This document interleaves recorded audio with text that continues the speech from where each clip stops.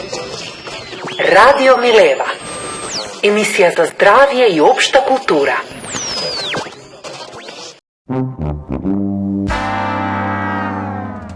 Маж на годината.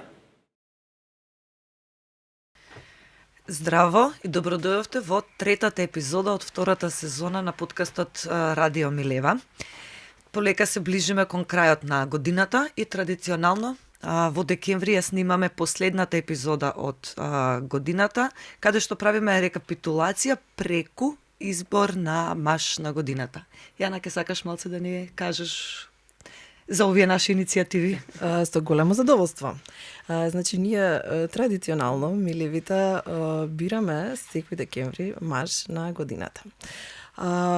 Ова 2024 ја затвараме со тоа што сакаме да им оддадеме признание на оние мажи кои што ја одбележа оваа година со својата мажественост, односно агресивност, големо его, храброст, односно насилност и така натаму. Минатата година беше малку поинаку, имавме меѓу другото и гости кои што номинира дел од кандидатите. Оваа година номинираме само ние. Меѓутоа, изборот на маж на годината доаѓа од нашата екипа. Значи, оние зад камерите, а тоа се стрейт, цис, мажи, сите бели, сите во најдобрите години, на кои што им ја даваме честа да го одберат победникот, односно да го изберат мажот за годината 2024. Кои беа критериумите по кои што се водевме оваа година? Еден, може би главен и единствен беше кои се тие мажи кои што доминираа во медиумите, кои беа тие мажи кои што за кои што најмногу читавме, кои што најмногу ги гледавме на вести, односно мажите кои што го окупира јавниот простор оваа година. Да не одолговлечуваме премногу, мислам дека е време да преидеме на официјалниот дел, односно да почнеме со нашите номинации. Прва ќе номинира нашата Румена Божаровска. Ти благодарам, Јана, за оваа чест. Јас се решив да номинирам така еден колектив. Годинава, како и сите други години, кога се доделуваат награди, големи признанија државни, гледаме дека добитниците на тие награди се мажи. Не е обично еден, него и повеќе од еден маж. Така што за номинација за маж или мажи или екипа мажи на годината, јас ќе го номинирам одборот за доделување на државната награда 11 октомври, кој во 2024 година доделија награда на дури 4 мажи и се разбира ни една жена. Ќе ви кажам повторно патем, бидејќи тоа не е воопшто реткост за овој тип на државна награда. Еве малку само да дадам контекст. Државната награда е од високо ниво на Република Македонија, се доделува на денот на востанието, 11 октомври, и се оддава највисоко признание за животно дело од областа на науката, уметноста, стопанството и некои други дејности од јавен интерес. Таа се доделува од одбор, и конкурсот е отворен секоја година. Малку статистики. Оваа награда е воспоставена во 69-та година и вкупно има 110 добитници. Има и се номинираат некогаш и колективи, како што еве сега и денес и ние номинираме колектив. Тие не ги броев, неколку беа на број, ги броев добитниците кои што се индивидуалци, да. Од 110 добитници има вкупно мажи, од 110 добитници има вкупно 14 жени, што би се рекло дека 12,7% од добитниците на животната награда се жени. Само 12%, а ние сме 50-51% од населението. Да кажеме дека од 1969 до 78 добила само една, до 77 само една жена, а потоа исто така има многу големи паузи во кои што воопшто жена не добива ни една година. Еве ќе ви кажам наназад вака. 2024 добија 4 мажи. Еве зборуваме за време кога малку сме посвесни Да. за улогата на жената во општеството, треба да сме родово освестени, велиме дека ги разбираме, значи велат дека ги ценат жените, дека не се шовинисти, дека не се мизогини и така натаму, но Просто не сепак постигнуваат резултати, Румена. сега. изгледа тоа е. Друго 2023 само еден маж бил добитник, потоа 2022 тројца мажи и една жена, 2021 тројца мажи и една жена, 2019 само тројца мажи, 2018 четворица мажи, 2017 двајца мажи, 2016 4 мажи и една жена, 2016 тројца мажи, еве 10 години 2000 Да. 15 се извинувам. 2014 тројца и мажи и две жени овдека добиле и така натаму и понатаму се четворица мажи, петорица мажи и така натаму. Да речеме дека оваа награда така ги гледав и другите. Исто така висока награда на државно ниво е Климент Охридски. Да. Таа е малку пошарена, таму има малку е подобра состојбата, исто малку е подобра состојбата со 13 ноември, каде што често и колективи добиваат, меѓутоа добиваат и повеќе жени, посебно во последните години. Едно нешто што ми остави впечаток е за Струшките вечери на поезијата, па се мислев дали нив да ги номинирам, ама никако таму само има еден добитник на Златниот венец, а овие дури четворица номинираат секоја година или петорица, па реков ајде, Струшки вечери на поезијата може следната година ќе бидете номинирани ако продолжи овој тренд. Еве, Струшките вечери на поезијата исто воспоставени во 60-тите, 66-та година. Првата жена што ја добила е Десенка Максимовиќ, дури во 1988 година. Вкупно поети добитници се 58, од кои што 5 жени има само. И тоа Така во отприлика процентот, значи Да. тој помале, помале. 8,6. Да, тук. Да, И околу сега еве. 10%. Да, јас сакам да прашам што мислите вие дека е причината за тоа зошто толку малку жени добиваат награди? Не успеваат да ги завршат миењето садови, ручекот да го доправат, немаат кога да си, нели, да се кандидираат, да се номинираат просто. Не постигнуваат резултати. Мислам дека е, настрана зезанциите, често и не прашувале, нели, сега, ние сигурно не ги биравме само мажи, што не ги номинирате, што не се и слично. Се работи за оние што ги векаат корените, мислам, за коравен начин на мислење, кој што е дури и нерационален. Кога мислиш на животни достигнувања, несвесно во главата ти се само мажи, успешни мажи во конкретни професии. Кај Климент Охридски е, например, наградата е подобра затоа што тематски тоа е како за долгогодишни остварувања во областа на воспитување, образование, култура, уметност. Гледате, во овие домени доминираат жени, тие полесно ќе бидат препознаени. Меѓутоа, затоа 11 октомври е и популарна награда отколку Климент Охридски. Јас мислам дека тоа е едната причина, а втората можеби што, иако е втората, да речеме дека произлегува од првата, не се номинираме, мислам. Меѓусебно. Да. Точно. Да. Тоа е едно нешто што не можеме да го знаеме како не е достапно како статистика. Колку жени всушност биле номинирани, а колку мажи. Јас знам дека ние меѓусебно не размислуваме на такви грандиозни начини на кои што и мажите во својот Bros Club размислуваат дека и брате ти заслужуваш. Ние леле не сум сигурна, па зар јас да добијам награда и така натаму.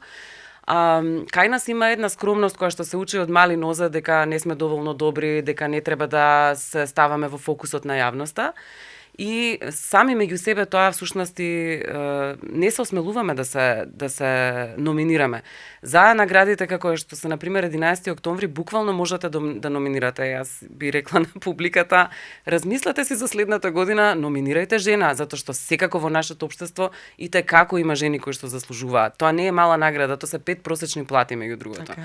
Во место каде што жените се помалку платени, економски се многу позагрозени од мажите, вакво нешто навистина значи. Така што тука и еве еден апел, малку да размислиме на тоа.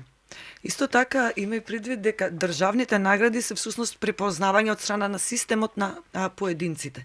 Воопшто да не се лажеме кој кој род полесно се снаоѓа во лавиринтите и кулисите на еден систем. Апсолутно. Така што во овие ходници кои што дозволуваат искачување нагоре во хиерархијата, како одиш погоре, така се помалку и помалку сретнуваш жени. И јас ќе се приклучам на твојот апел, а тоа е номинирајте и ние да номинираме жени за овие награди, зашто само така ќе го дадеме оној ветерот во грб таму каде што само тоа е потребно всушност. Така е. И имено затоа што самите себе никогаш нема да се номинираме и тоа го знаеме и ние од лично искуство, затоа што многу сме свесни колку се поинакви критериумите за една жена наспроти еден маж да дојде до тоа да биде признаен до ниво да се разгледува за некаква награда. Многу се построги неофицијалните критериуми секогаш кога станува збор за жени. Затоа номинирајте вие, затоа што ние секогаш се сомневаме во себе. И уште нешто сакам да кажам за книжевност. А знаеме дека излезе сега едно истражување за Европската унија колку се жени читачи, колку мажи читаат. Од прилика читачите се жени. 70% од прилика на читателите се жени, затоа повеќе се читаат и женски книги, женски автори се повеќе и повеќе. Но, например, еве, Струшки вечери на поезијата само 5 добитнички. Од колку беше реков 58. Таму каде што е анонимен конкурсот, жените и мажите се еднакво распоредени. Тоа е, например, конкурсот во Нова Македонија за расказ и исто конкурсот Живко Чинго. Секој пат кога е анонимно, кога не може да се види дали е маж или жена, жената исто така добива. Значи дека тука има очигледна дискриминација во однос на умствена, значи во однос на тоа како го гледаме тоа, квалитетниот е мажот, жената се разбира не се сваќа сериозно. Да. Нешто во народот познато како предрасуди. Точно. И на крај сакам да ја поздравам регионалната награда Штефица Цвек. Повеќе за наградите и тоа како се распределени и како изгледаат на регионално ниво можете да прочитате во истражување на бунтовните читателки. Би сакала навистина да ги поздравам сите. Тоа е една група на сјајни девојки од регионот кои што се занимаваат со овие прашања. Така што номинација 11 октомври Одборот. Прва номинација падна. Во ред одиме понатаму. Ирена Цветковиќ повели со твојата номинација. Јас, колку и да ми е драга културата и книжевноста, сепак останувам на полето на политиката. Особено затоа што 2024 беше изборна година, како беше околу 60% од светската популација гласаше оваа година. И 2024 како изборна година ја одбележа што друго ако не оној влажен сон на сите десни популисти, а тоа е државната контрола врз човечките тела и сексуалност. И сега ја ги следев изборите во САД и во ЕУ. Малку фрлев поглед и надвор од западниот свет, ситуацијата е многу слична. Речи си да нема некои локални разлики, а во однос на тоа како никогаш, можеби во последната декада, оваа така наречена просемејна реторика стана една од доминантните пилари врз кои што се водеа изборните битки. Битки. Оно што е интересно дека како и досега, штом ставате во популистичка реторика семејни вредности, вие всушност ги политизирате човечките, ама пред се женските тела, на начин што тие се и дополнително ги врамувате нели како символи на националниот и културниот идентитет, не се тела од крв и месо, туку некакви музеи, чувари на националниот и културната чистота и символика, правејќи од репродукцијата, од мајчинството, од родовите улоги места токму на дисциплинирање и контрола. Како една прилично се покажа моќна алатка во рацете на овие опасни политички агенти.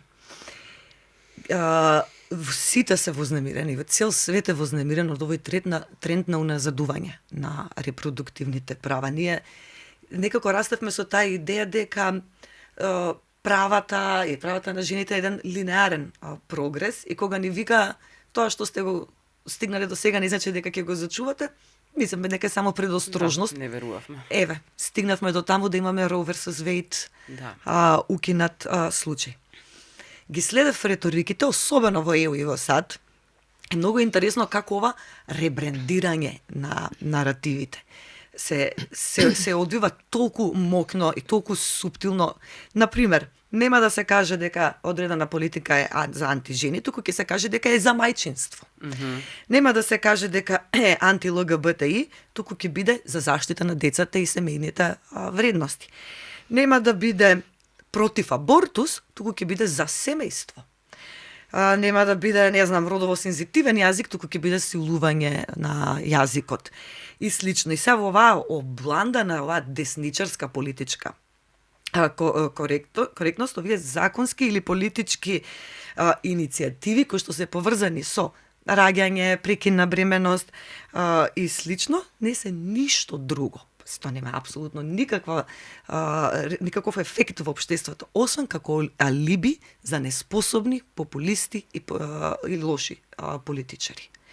Затоа, мојата прва номинација ќе оди за сите до еден руски претеници, кои што оваа година го изгласаа законот за забрана на промовирање на животни стилови без деца. Зашто ја велам дека овие потези се популистички и лицемерни? Што има руската дума да замислете со закон да ви забрани некому да кажете дека па мене и не ми е толку лошо без деца. Мене ми е убаво да живеам без деца. Со закон тоа некој да ви го забрани. Зошто тоа се случува? Вели дека Русија се соочува со значителен пад на населението и Путин го смета овој проблем како итен. Заради тоа прави сет од мерки како овој закон, пота мерки за раст на населението, односно финансиска поддршка за семејства, што ми е познато, ограничување на абортусот и построга контрол, односно забрана за содржина која тие смета дека е против семејните вредности, како што е теми поврзани со ЛГБТИ. Замислете, не се кажува дека имаме лоша демографска слика затоа што сме во војна и затоа што луѓето ни умираат во војната во Украина која што ние почнавме. Не. Жените се криви. Жените се криви и особено оние кои решиле да немаат деца.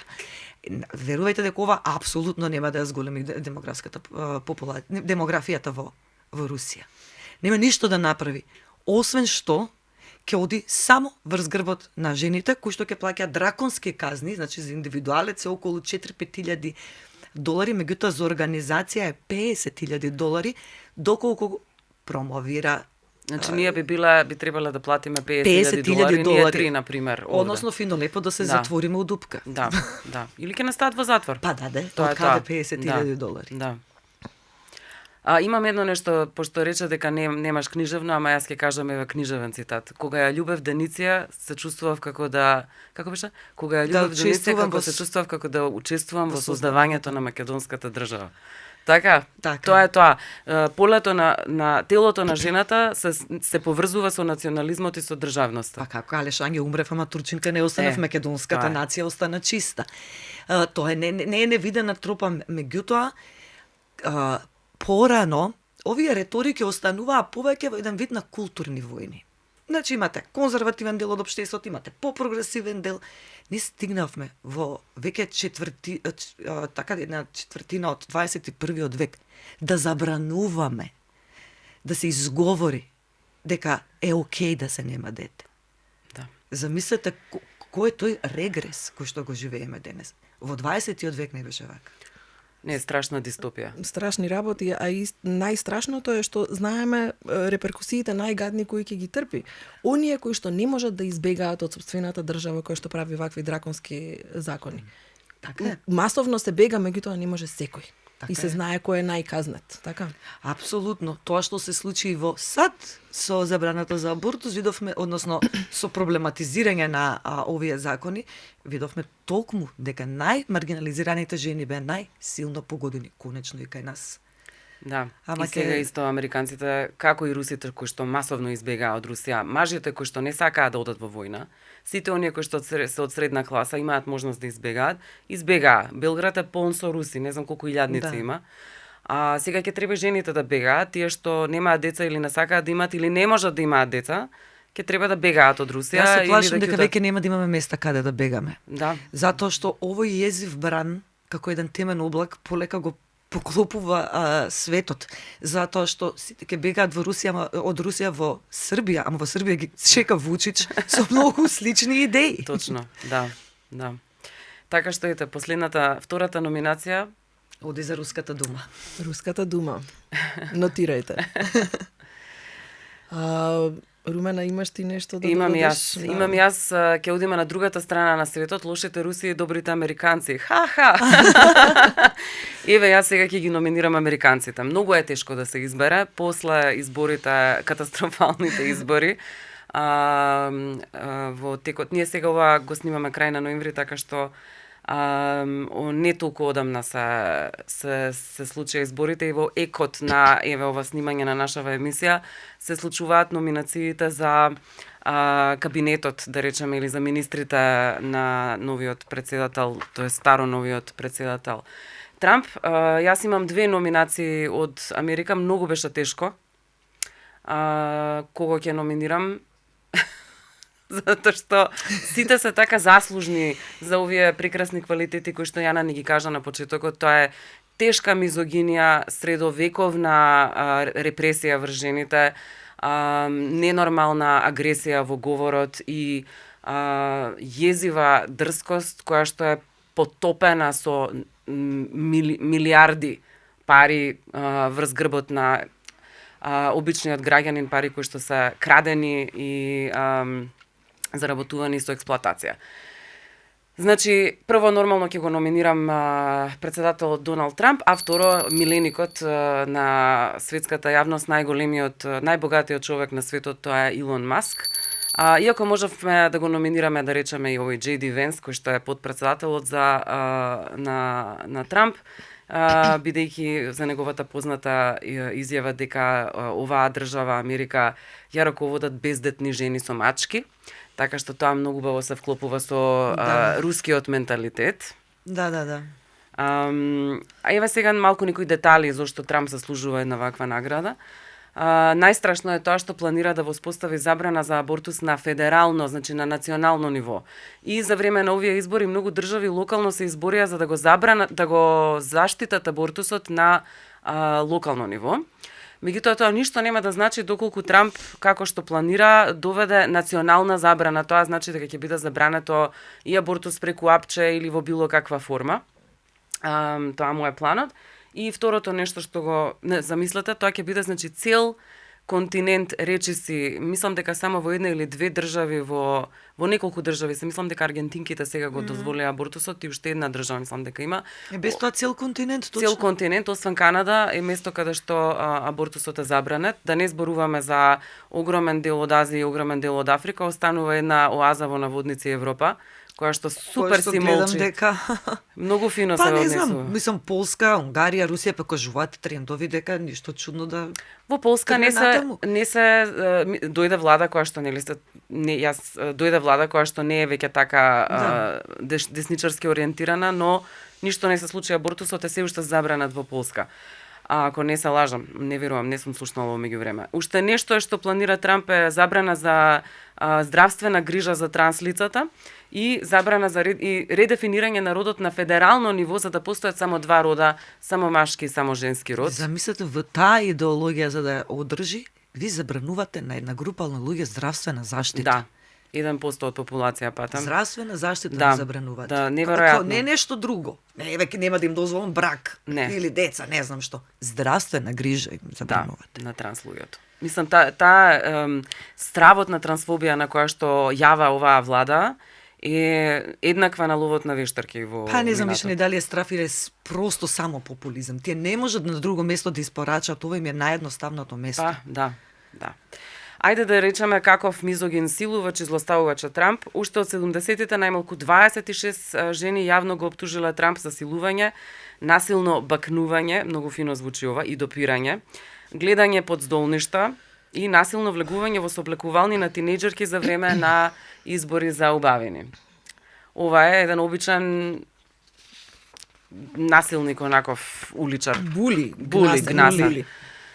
Најголем е скандалот со порно звездата Сторми Даниелс, која обелодени дека Трамп и платил $130,000 за да ја замолчи пред кампањата во 2016 година. Се разбира, Трамп, како и сите овие промовираат традиционални патриархални вредности, семејни вредности, затоа ги забрануваат абортусите и редефинирањата на родот и така натаму, но тој секако може да има секс со порно звезда и да биде во брак 3 пати до сега. Тој понатаму го номинира Мет Гетс за Attorney General, тоа е како нешто му доаѓа како министер за правда. Мет Гетс е под истрага за како се викаше, за трговија со луѓе, и тоа на малолетничка веќе од 2017 година, кога присуствувал на забава каде што била присутна 17 годишна гола девојка. Тој, новиот министер за правда, ги нарекува ЛГБТ и луѓето дегенерици. Обвинет е многу пати за сексуално вознемирување и за жените што одат на протести за права на абортус, изјави, и тоа неколку пати, дека се дебели и грди. А он Да, они се убави, слави. Он е сигурно Аполон. Тој ги гледа ФСНЛ на Weekend Update и баш фино го пиша дека личи како да е дете на Франкенштайн и Дракула. Многу е лепотан. Замисли човек кој што обвинет, кој што учествува во трговија со девојка малолетна, да каже некому дека е дегенерик. Да. Тоа е фасцинантно. Да. Потоа, кого номинира исто Трамп? Пит Хегзет за Secretary of Defense, тоа е Одбрана, министер за одбрана, кој зад себе исто така има 3 брака, бројни афери вон бракот и обвинувања за сексуално насилство. Сите овие се сексуални насилници, вознемирувачи и силувачи. Значи прави мажи. Прави мажи. Од оние мирни, посветени семејни. Ете така. луѓе.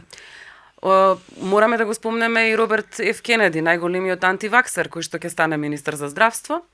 Маж со 3 брака зад себе и секако неверство во вид на 37 афери вон бракот. Браво, мајсторе. Секако обвинет за сексуално злоставување и вознемирување на својата бебиситерка.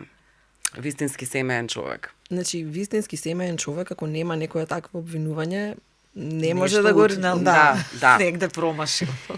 Трамп е познат и по својата врска со Джефри Епстин, секако ќе го номинираше и него да не се утапа во затвор затоа што откако кога го судеа за сите тие сексуални засилувањата и за се тоа што правеше.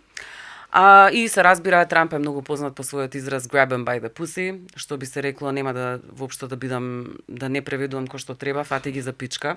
Тоа си го кажа претседателот.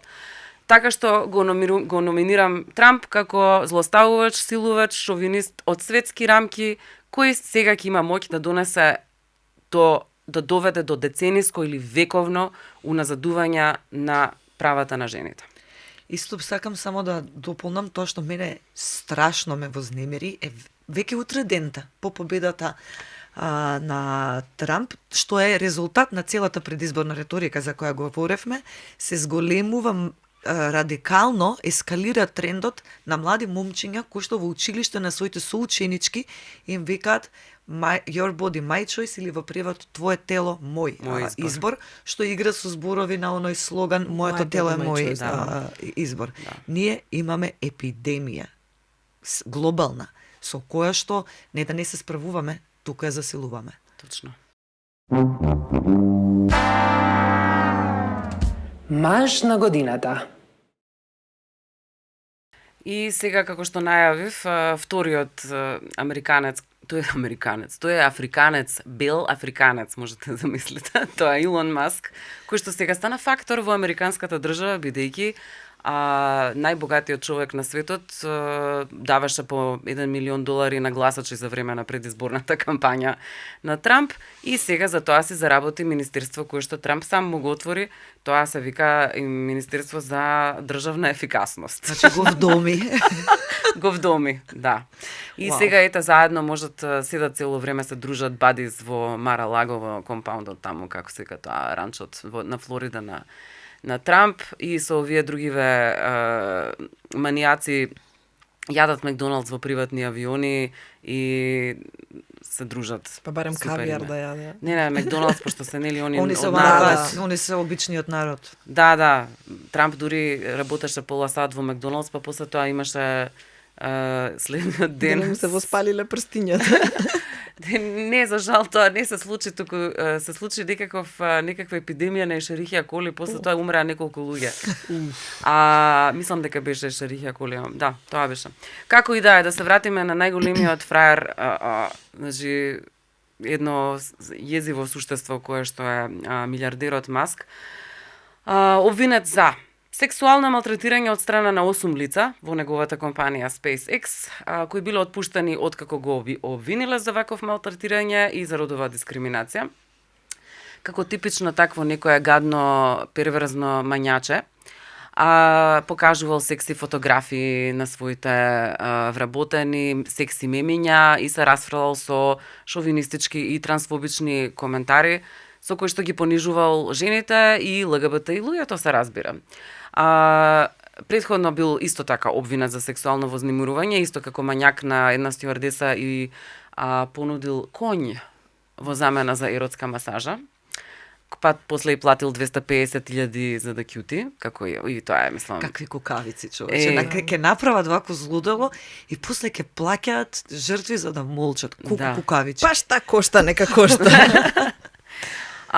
Познате се разбира по неговите трансфобични испади, самиот тој има транс дете, на кое што тој воопшто не му го... За кој што му го загорчи животот. Му го загорчи животот, детето се Значи, откажа, ќерка му се откажа од него.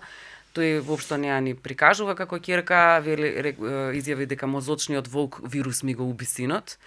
Ќерката сака да си оди од Америка или избега пред некое време, тоа кажа дека не може веќе да живее во тоа. И се откажа од својот татко и Уште еден промотор на семејни вредности, татко кој не признава собствено дете. Точно, и кој што има 3 жени, со кој што има направено 12 деца, едното е починато и сега си купи за 35 милиони долари купи ранч во Тексас, каде што планира да живее со неговите 11 деца и со неговите 3 жени.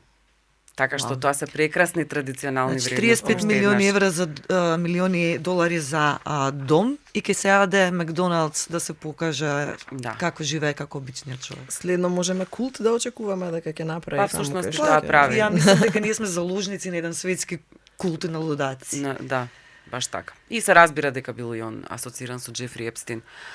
Така што ете, уште една номинација за Илон Маск. Океј, да видиме дали имаме уште некоја политичка номинација. Секако. Додека сме кај децата, почнавме глобално, ама да завршиме локално. Мојата втора номинација ќе оди за нашиот премиер Христијан Мицковски, кој на еден настан, јавен меѓународен настан за сеќавањето на антифашистичкото минато, ја дава следнава изјава. Секој оној кој што се одлучил да влезе во брачна заедница, секој оној кој што се одлучил да прави семејство кое што е составено од татко маж и мајка жена, драмска пауза имаше, од различни полови, треба да направи патриотски чин, а тоа е да има многудетно семејство. И сега овие работи ни се познати од Владко Ѓорчев. Уште кога беше Груевски на власт, овие бајки за многодетните семејства, кои што пак ќе кажам, апсолутно немаат благе везе со реалноста, ниту како демографска политика, било каде во нормални системи се сметаат за полезни. Ама ме подсети на она време пред една деценија, отприлика, кога Груевски ги мантраше истриве работи. Знаеш што е многу интересно? Првиот говор велелепен на Груевски во однос на многодетноста и семејствата се случува во на економската криза, ако се сеќавате 2008, кога буквално општеството пука по сите шавови, економијата и онака кревка почна апсолутно да пропаѓа во Македонија и тој е на настан со Стопанската комора на кој што треба да даде отчет. Тој дојде на власт токму како економски иноватор, како некој кој што ќе работи на зајакнување на економијата. Тој излегува на настан, јавен, и вели на кој што треба да каже кои се неговите планови да се справи со економска рецесија. Тој го започна одговорот вака. Иако очекувате да говорам за економска рецесија, јас ќе зборам за нешто друго, што сметам дека е поважно, а тоа е рецесијата на населението, рецесијата во демографијата. И како тука почнува да мантра за многодетни семејства, трето дете и така натаму. Еве го и Мицковски. Кога беа изборите? Мај? Така прилика? Значи, ова се, да речеме, поминати се 100 дена влада, веќе треба да гледаме минимум резултати. Апсолутно неспособна влада. Во сред енормна загаденост, таман не почна сезоната на загаденост, овој пат, бога ми на голема врата со страшни бројки. Инфлација која што не прави да не можеме во маркет да отидеме храна да купиме за семејствата. Значи, криза политичка, извисување од започнување на преговори, стварно катастрофа, тој излегува и пак почнува да збори дека е патриотски да се роди, да се прават многодетни семејства, и тоа не секој да прави деца. Точно се кажа кој треба да прави деца. Тие што се во брак, од машки и од женски пол. Санкер ние баравме од двајца од машки пол да прават деца. Кај нас има и друг вид на бракови дозволен. Или па на друг начин може да се направат деца. Не баре некој отишол и му рекол така. А не може ни сингл мајки, жени сами, никако не дај Боже, и тоа не сме. И пазете од кого доаѓа тоа. Тоа доаѓа од човек кој што има 2 деца. Мислам, стварно... Алалда моја. А не ги не родил сам. Стварно, некако потврдил во својот патриотизам. Исто беше и со Грујев, така. Истото беше и со Груевски. Не може ке направите 2 деца и седите на телевизија и ни кажувате како ние треба да правиме многодетни семејства. Се тоа што боли е тоа што се злоупотребува, се манипулира јавноста да се фати на кваката, да се фати на оваа јадица и да вика така е премиере, браво, брак и семејство, за да се заборават овие пропусти, за да нараат тие може да не постигнуваат никакви резултати, освен да ја богатат својата клика.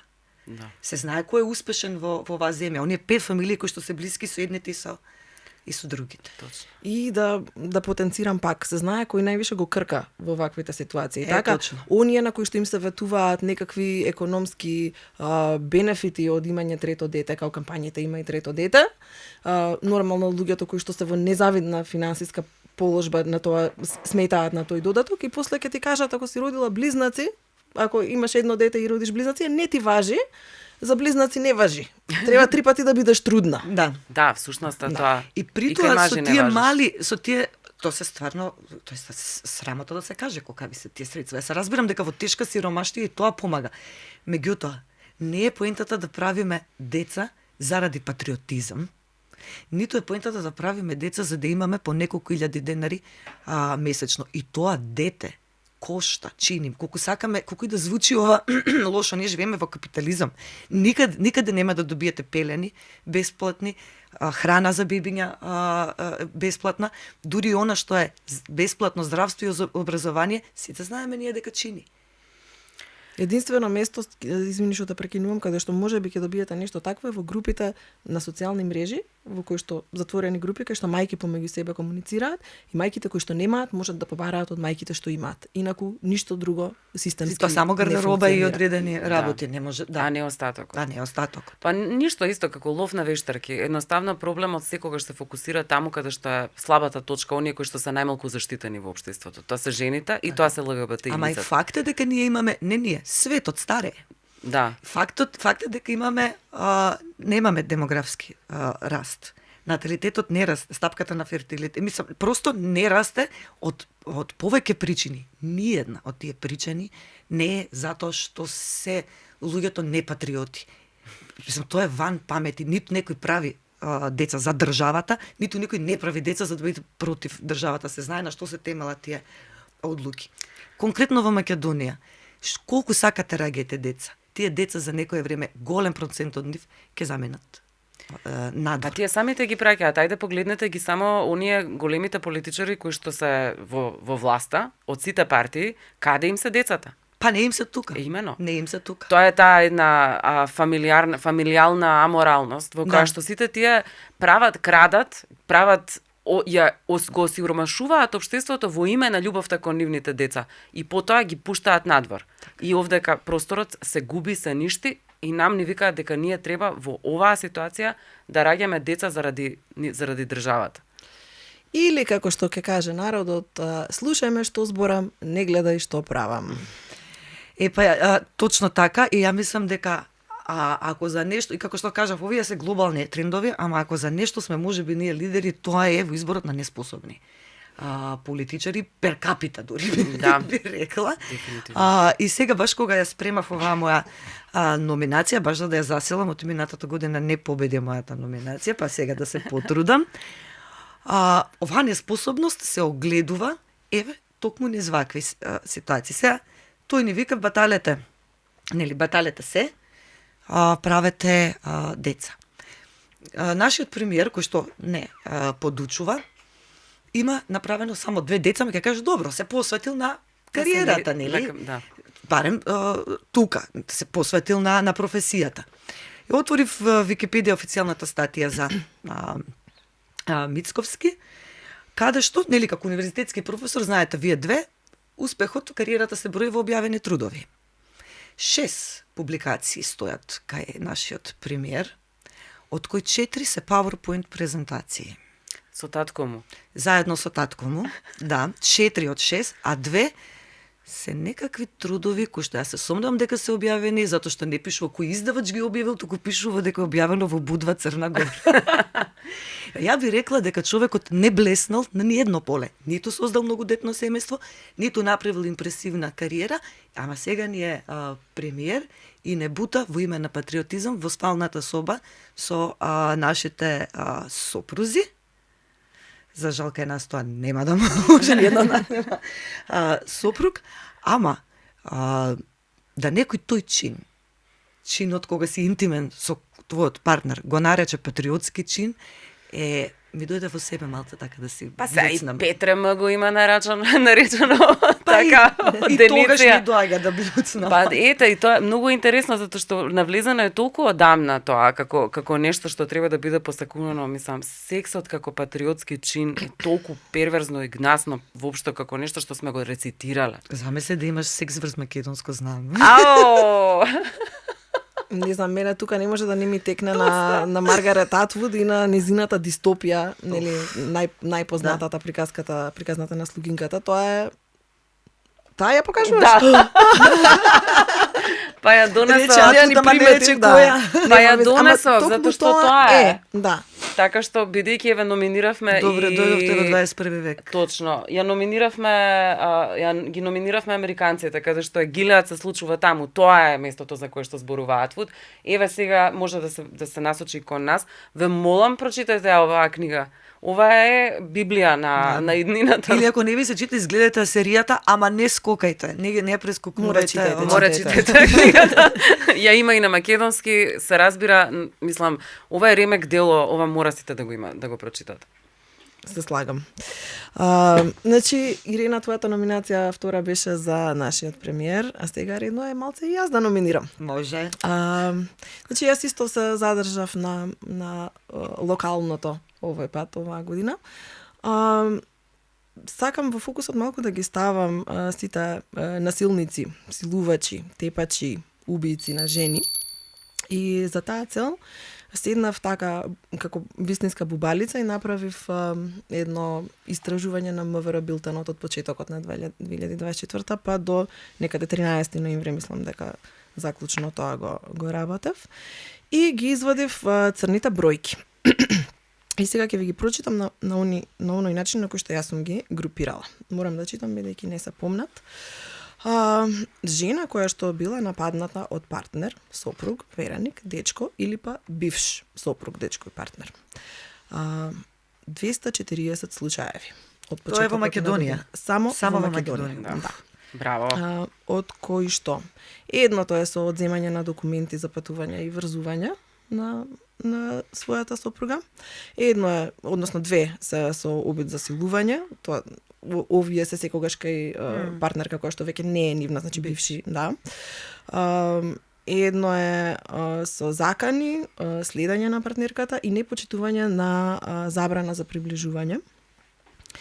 Значи 240 случаеви за неполни дури и да беа 12 месеци, ова ќе беа 2 месечно, а годината уште не е. Да, уште не е завршена. Чекајте, празници таман сега. Да, ќе биде напор. Да, страшно. Жена нападната од машки роднина, значи татко, брат, син, свекор и така натаму. 83. Ако ги събереме овие 240 и 83, тоа се преку 300 нели случаеви во кои што некои од најблиските, нели оние во кои што би требале најмногу да имаме доверба, мажите околу нас во нашата најблиска средина, се тие кои што представуваат сериозна закана по нашето здравје и живот. Разгледав и напади од случајни, значи каде што не е наведено која е релацијата помеѓу нападнатата жена и мажот, а тука ги броев и оние кои што секако немаат некоја си, да речеме, родова или полова заднина, како например сообраќајна ситуација во која што некој ќе нападне жена, физички напад, условно кажано рандом, обид за грабеж, така натаму. Вкупно се 106 такви. Значи Машала. не се ни третина, но рачунете дека не се ни третина од на другото. Да, значи 3 пати помалку се опасни непознатите од познатите. Па тоа е тоа, каде е најнесигурното место на жената е За жал домот, да. Од овие значи има и некои кои што во својата нели заднина имале и посериозни причини, значи едното е со киднапирање. Меѓутоа, оно што мене ме загрижува е што меѓу овие има и малолетници кои што напаѓаат жени или како поедници, но се случува малолетници машки како група да напаѓаат. Понатаму има 25 регистрирани напади на жени на нивно работно место или кога се во работна функција, без разлика дали се на работно место, од кои едно се квалификува како полов напад, односно обид за силување. Силување, вкупно пријавени, имаме 12, од кои што 3 се од партнер или бивш партнер, едното е со ќотек, едно има со споделување на провокативни експлицитни материјали од бившата партнерка. 3 се од друг сторител, меѓутоа и таму имаме снимање на силувањето и закана дека тој материјал ќе биде пуштен доколку насилникот биде пријавен. Едно е на работно место, тоа што го спомнав обидот погоре, и 5 кои што се силувања на малолетнички. И за силувањата на малолетнички исто ова сакам да го кажам. Вкупно напади на малолетни девојчиња има 35. 5 се силувања, останатите 30 имате напади од бивши партнери. Значи имате дечко кој што имал 19 години и се ја нападнал бившата девојка, тоа исто речи си дете. Какви млади машки деца воспитуваме овде? Тоа е тоа што е страшно. Едното е допирање по тело на девојче од страна на малолетници. Едното е физички напад, тоа не е силување, меѓутоа е ќотек на татко кон 2 ќерки. Имате партнер кој што не знам дали е малолетен или полнолетен, кој што се ја напаѓа својата малолетна девојка. Имаме еден исто вознемирувачки случај на како се вика напад во вонбрачна заедница, каде што и таткото има пријава за тоа што дозволил неговата малолетна ќерка да биде во вонбрачна заедница да живее. Потоа имаме од напади од татковци кон ќерки, од очуви кон ќерки и така натаму. Тоа се случува доста, очигледно. Фемициди, овој пат сме подобри од претходно, мислам иронијата, нели? Има само 3 регистрирани фемициди во 2024 година, што е подобро од други години. Меѓутоа, годината уште не е завршена.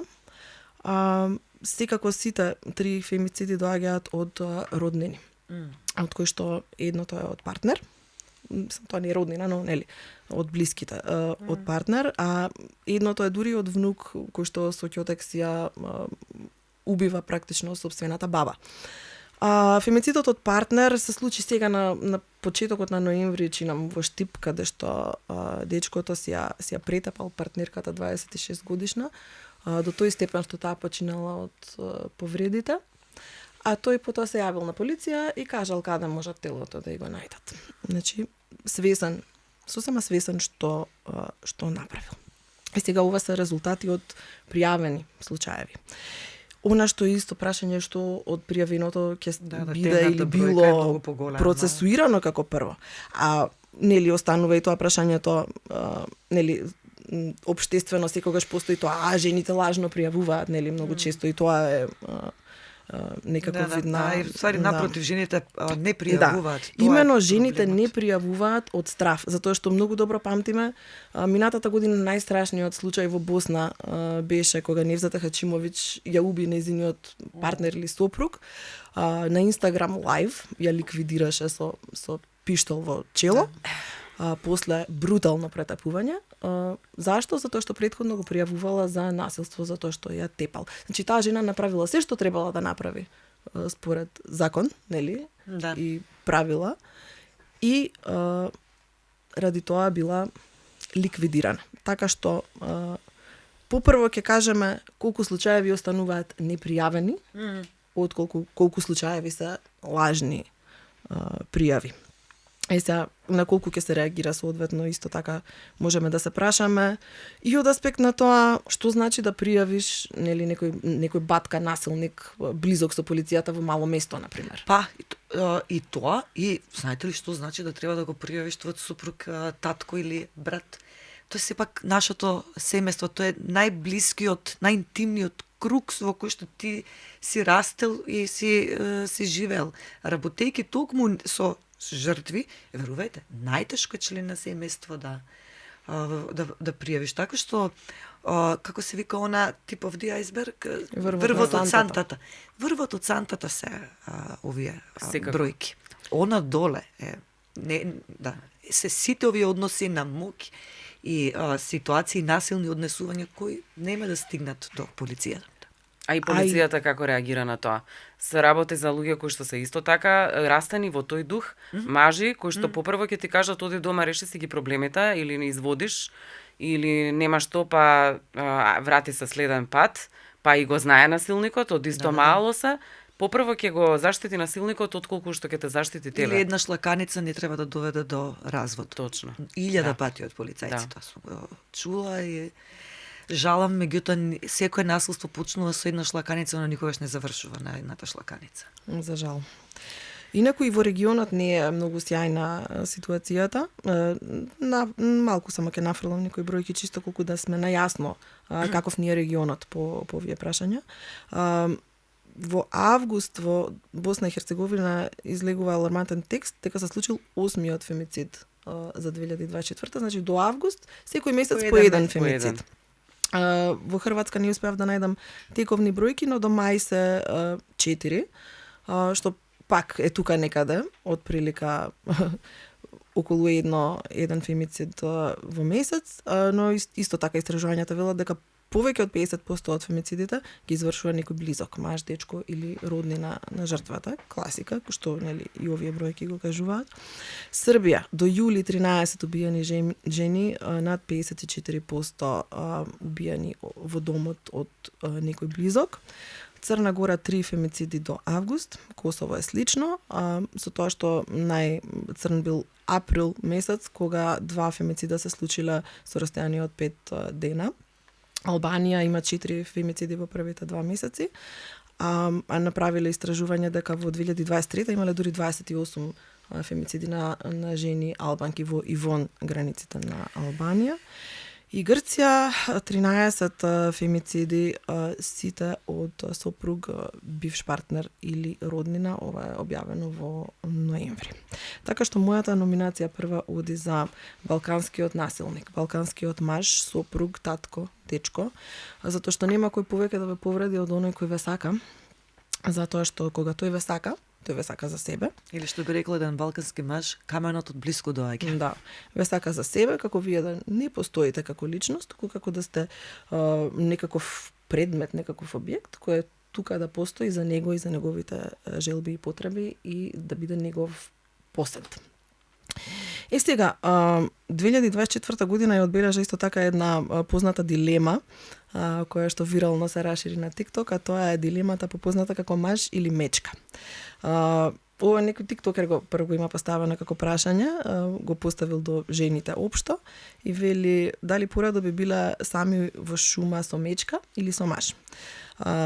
Вирално се расширува овој тикток, а масовно одговорите одат во прилог на мечката. Значи жените масовно ја бираат мечката како помало зло. И нормално ако ги видиме овие статистики тука, сето тоа прави смисла. Впрочем, и јас кога ги листав билтените немаше ниту еден напад од мечка, имаше од куќе скитник, така натаму, но од мечка немаше. Сигурно нема ни силување од страна на мечка. Да.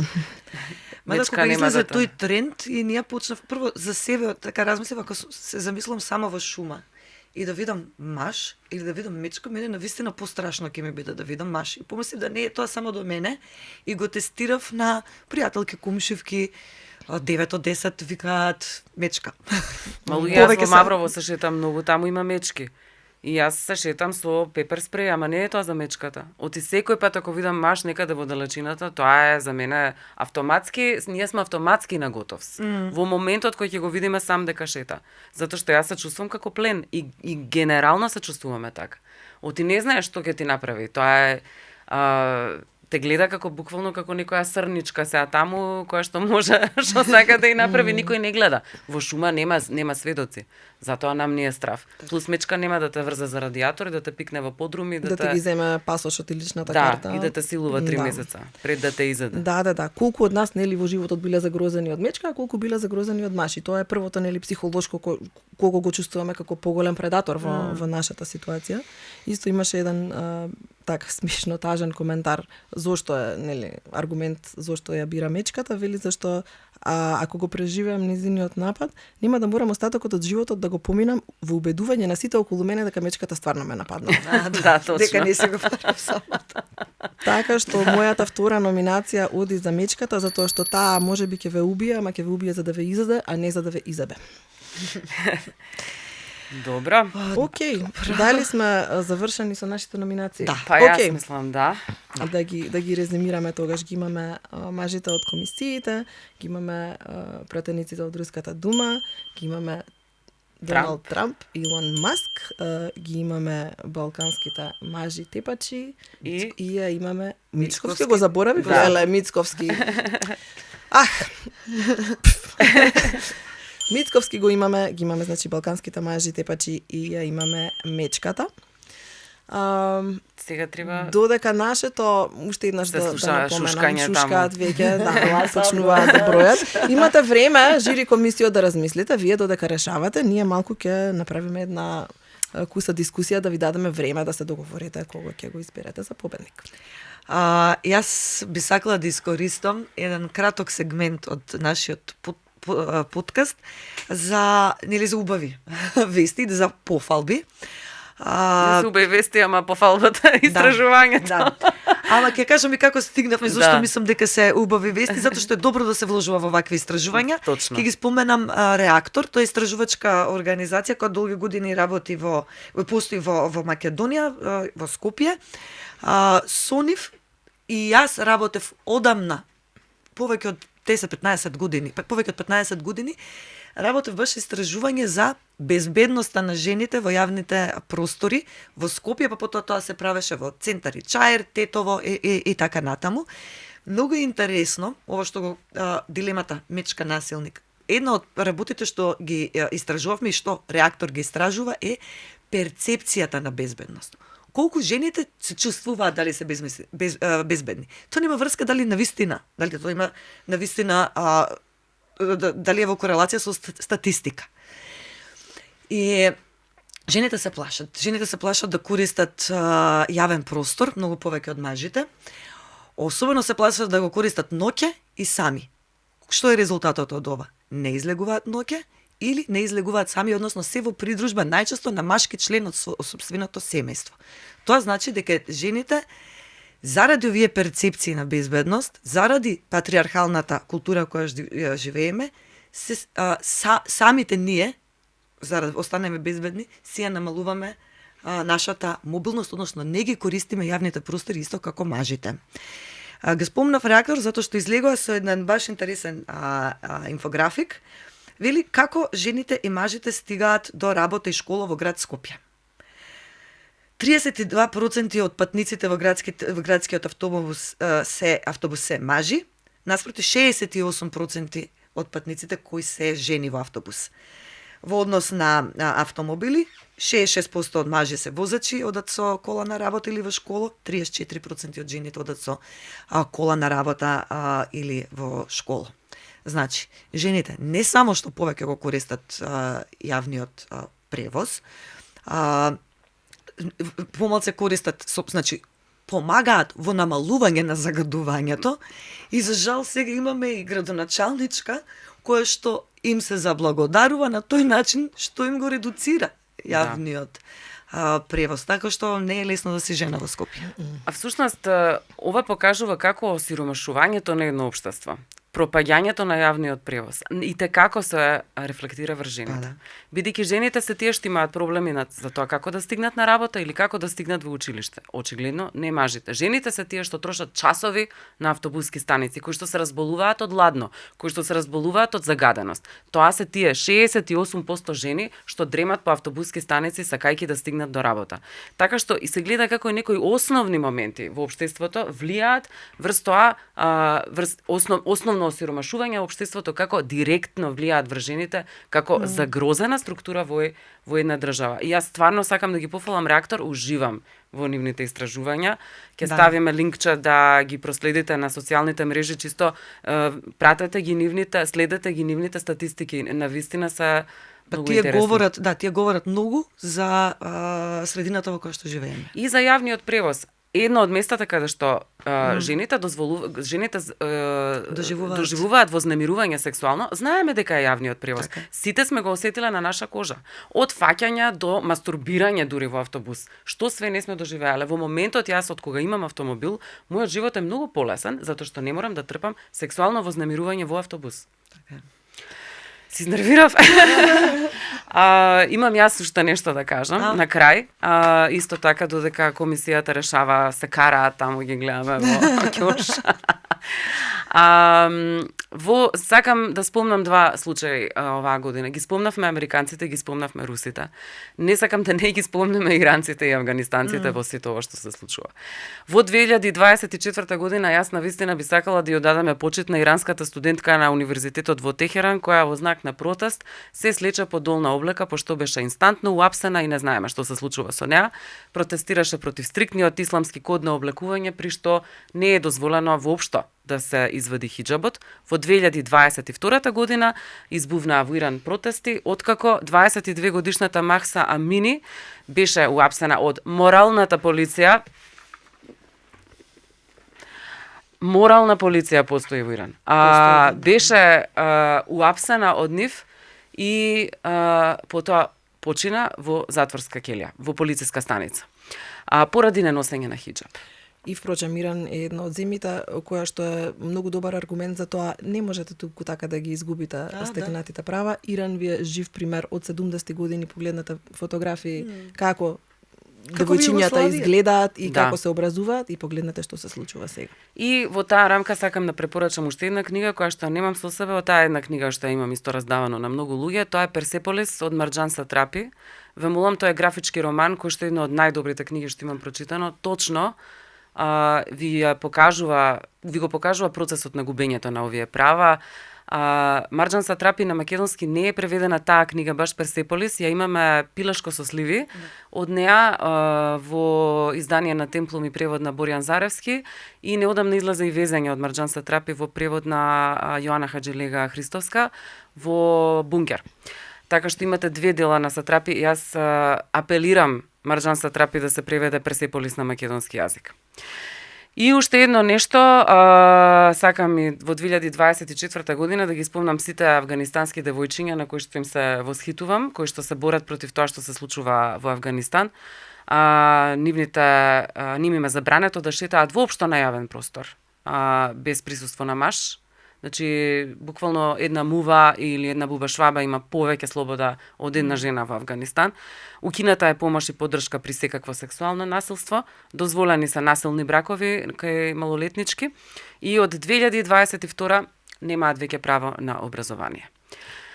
Така што ова нека ни служи како потсетник за тоа како се губат правата, до каде можеме да стигнеме. Се случија страшни работи 2024 година во светот. Ние правиме маш на годината малку помрачен од претходните, затоа што има зошто. Ова е една језива, страшна година за женските права.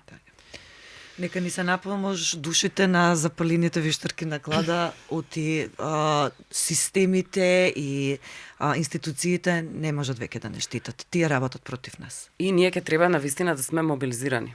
И затоа да зборуваме гласно и да внимаваме како ги образуваме нашите синови. И нашите ќерки се разбира. Се гледа и според гласањето. Джензи, девојчињата се добри. Машките гласале за Трамп, голем дел од нив, половина. Така што се гледа кај младите генерации поларизација во машката популација. Да. Ете така. Да. Океј, мислам дека жирито се договори веќе мафтаат со некој ливче. Повелете, пристапете. Долгата рака. Фала многу, па дури во ковертче е ставено, значи домакини. Да видиме дали имате мала трема. Да, секој маш имам трема. Океј. Браво за мечката. Мислам дека најмалото зло беше Да. избрано. Најмалото зло. Значи мечката е мажот за 2024 година. Мечката, сепак на крај сите ја бираме мечката. Дури и цис, стрейт, мажите ја одбраа мечката. Што да ви кажеме друго, освен сега мечките се во зимски сон, спијат, не се толку опасни, чувајте се од мажите. Останува тоа и да бидеме будни. 2025 година со нови сили да бидеме будни, да работиме на тоа да не ги изгубиме нашите права, туку само да ги И да се штитиме една со друга, затоа што друго немаме. Да. Останете добри и се гледаме следната година.